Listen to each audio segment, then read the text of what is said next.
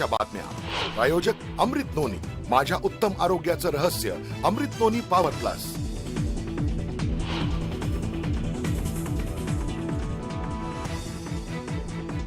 जळगाव जिल्ह्याला पाणी टंचाईच्या झळा। धरणातील पाणीसाठा खालावला। 9 गावांना 10 टँकरद्वारे पाणी पुरवठा करण्याची वेळ।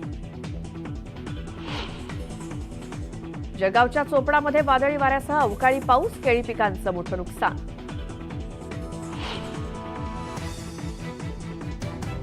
गोंदियामध्ये सततच्या अवकाळी पावसामुळे मक्याचं अतोनात नुकसान। पंचनामे करून नुकसान भरपाई देण्याची मागणी।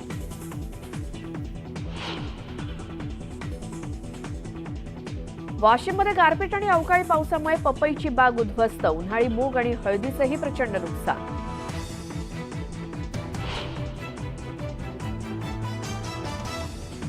शरद पवारांच्या लोक माझे सांगाती या आत्मचरित्राचं आज होणार प्रकाशन। महाराष्ट्रातील राजकीय उलथापालथीमुळे पुस्तकाबाबत अनेकांची उत्सुकता शिगेला।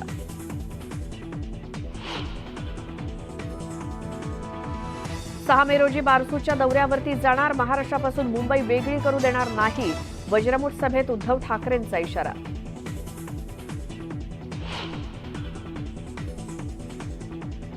बऱ्याच लोकांना सकाळ दुपार संध्याकाळी मुख्यमंत्री व्हायची स्वप्न पडतायत। महाविकास आघाडीत सुरू असलेल्या मुख्यमंत्रीपदाच्या दाव्यावरून एकनाथ शिंदेंनी लगावला टोला।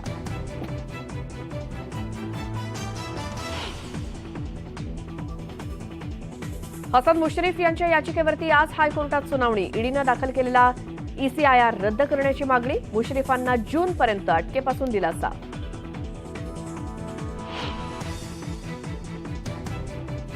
नवाब मलिक यांना जामिनासाठी हायकोर्टात दाखल केलेल्या याचिकेवर आजपासून सुनावणी। सुप्रीम कोर्टाकडून तातडीनं दिलासा देण्यास नकार। हायकोर्टात दाद मागण्याचे निर्देश।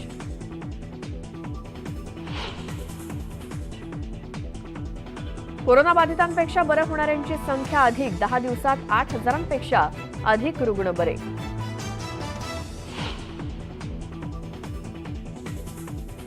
गरीब रुग्णांना राज्य सरकारचा दिलासा। धर्मादाय रुग्णालयांच्या मनमानी कारभाराला बसणार चाप। आता प्रत्येक रुग्णालयात नेमणार आरोग्य मित्र।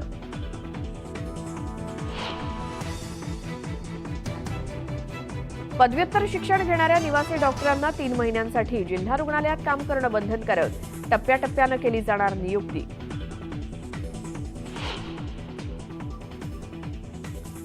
पूर्व प्राथमिक शाळेतील मुलांना मारणं, चिमटे काढणं क्रूर। शिक्षिकेला अटकेपासून दिलासा देण्यास उच्च न्यायालयाचा नकार।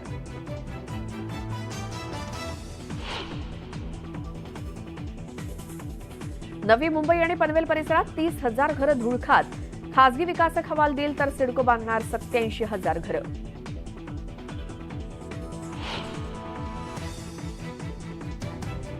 माफिया मुख्तार अन्सारीचा भाऊ अफजल अन्सारी याचं लोकसभा सदस्यत्व रद्द। गँगस्टर ऍक्ट प्रकरणी न्यायालयानं सुनावली होती 4 वर्षांची शिक्षा।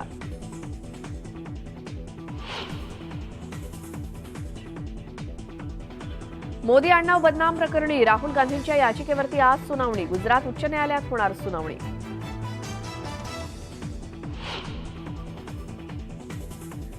कर्नाटक विधानसभा निवडणुकीसाठी प्रचाराची रणधुमाळी। पंतप्रधान नरेंद्र मोदींच्या कर्नाटकात 3 ठिकाणी सभा आणि रोड शो, तर राहुल गांधी सुद्धा घेणार सभा।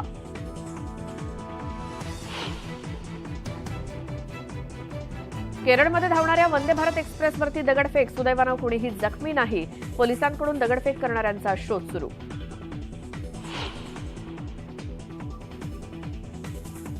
देशभरात बदलत्या हवामानानं वर्षभरात 2,270 जणांचा मृत्यू। वीज पडून सर्वाधिक 1,580 जणांचा मृत्यू।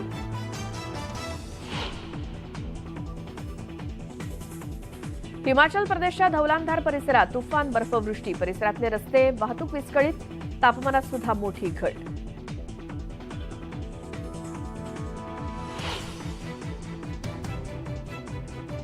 बंगालच्या उपसागरात मोचा चक्रीवादळ। 11 ते 15 मे दरम्यान चक्रीवादळ बांगलादेशच्या किनारपट्टीला धडकण्याची शक्यता।